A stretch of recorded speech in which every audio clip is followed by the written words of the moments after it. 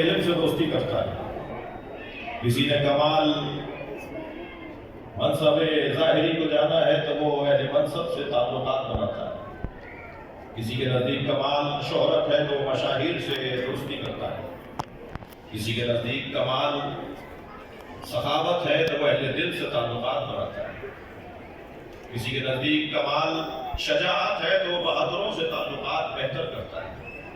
اللہ نہیں چاہتا تھا کہ لوگ در در کی ٹھوکریں کھائیں، اللہ نے سارے کمالات ایک ہی گھر میں رکھ دیے۔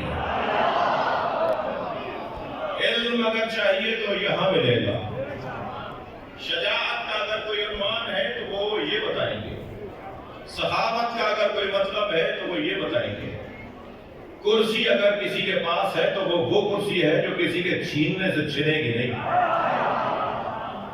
اور شہرت کا تو عالم یہ ہے کہ زمین والوں سے زیادہ آسمان والے انہیں جانتے ہیں، لہذا تمام تر کمالات کا مجموعہ یہ لگا۔ عزیزان گرامی، میں اور آپ عزت مند ہیں، افتخار مند ہیں کہ ہم جس دروازے پر بیٹھے ہیں اس سے اچھا دروازہ نہیں۔ دنیا کہاں بیٹھی ہے ہمیں اس سے غرض نہیں، مگر ہم جہاں بیٹھے ہیں وہاں سے جنت کا رستہ بنتا ہے، کامیابی کی راہیں ملتی ہیں، عزت اور افتخار میں اضافہ ہوتا ہے۔ پشیمانی اور ندامت جہاں نہ ہو، جہاں اطمینان اور سکون ہو، وہ یہ دروازہ ہے۔ اس دروازے کا بچہ، اس دروازے کا فرد، اس دروازے کا ہر فرد باکمال ہے۔ پہلی مجلس ہے، اس سے قبل زبان کے شاعر ناظم بدل جناب نیر جلال پوری صاحب، اگرچہ میں نے زبان کی خلاف ورزی کر دی، اس سے قبل بہت عمدہ اپنے منظوم نذرانہ عقیدت کو پیش کر رہے تھے۔ مجالس کو گزشتہ چند سالوں میں عالمی وبا کا احتیاطی انداز اپنانا پڑا، اور وہ کیفیت چند سالوں میں نہیں رہی جو تقاضا تھا۔ بہرحال بہت سے لوگ اس وبائی دور سے قبل ہمارے ساتھ تھے اور وہ اس دور میں ہم سے جدا ہوئے۔ آپ کے عزیزوں میں، آپ کے رفقا میں، آپ کے جاننے والوں میں ان سب کی مغفرت کے لیے بلند صلوات دیا۔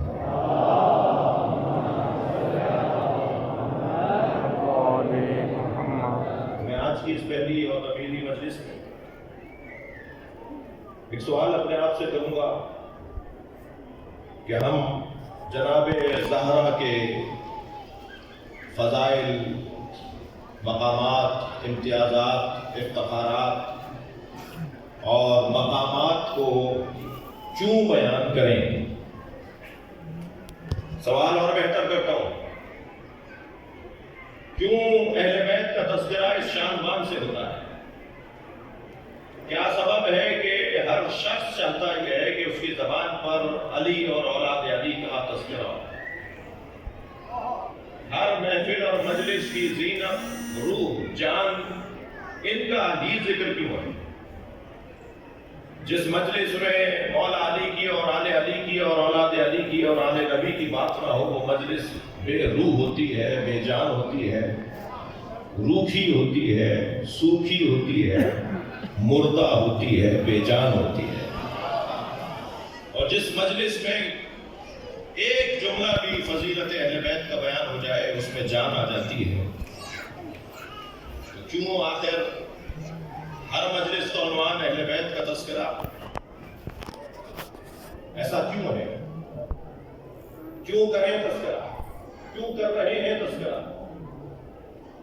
عزیزو، آج توجہ چاہوں گا آپ سے، سب سے بڑا اور موٹا اور روشن سبب ارادہ پابند ہے۔ ہمارے اور آپ کے بس کی نہیں۔ ہم کون ہیں؟ پیسہ خرچ کر کے ذکر کروانے والے پیسہ بھی ضائع کر گئے، خود بھی باقی نہیں رہے۔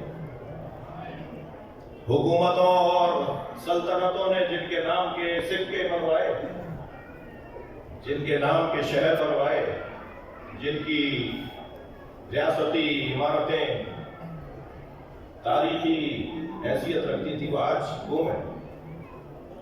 ان کی خبروں کا بھی پتہ نہیں، لوگ جاننا بھی نہیں چاہتے، ان کی وہ حیثیت ہی نہیں تھی۔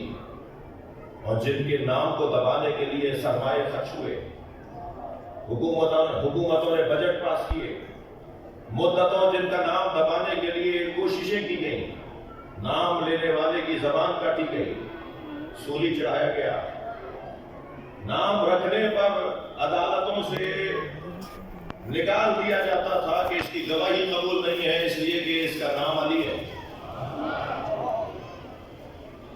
ان کا ذکر روزانہ بڑھتا جاتا ہے اور ہر سال سے زیادہ اس ذکر میں طاقت ہے، دم ہے، روح ہے، جان ہے۔ سبب کیا ہے؟ سبب ہے ارادہ پروردگار۔ اللہ نے انہیں بنایا ہی باکمال ہے، اللہ نے انہیں سجایا ہی باحسن ہے۔ تمام تر کمالات کا مجموعہ اللہ نے اس گھرانے کو قرار دیا ہے، اور پھر وہ ارادہ یہ رکھتا ہے کہ کسی طرح ان کا ذکر ہر جگہ ہر موقع پر کیا جائے، اس لیے کہ جتنا ان کا ذکر کیا جائے گا اتنا اللہ سے قرب بڑھے گا، جتنا اللہ سے قرب بڑھے گا اتنا ہدف خلقت بشر روشن ہوگا۔ یہ راستہ ہے، واسطہ ہے، ذریعہ ہے، وسیلہ ہے، سبب ہے اللہ تک پہنچنے اور پہنچانے کا۔ ارادہ ہے پروردگار۔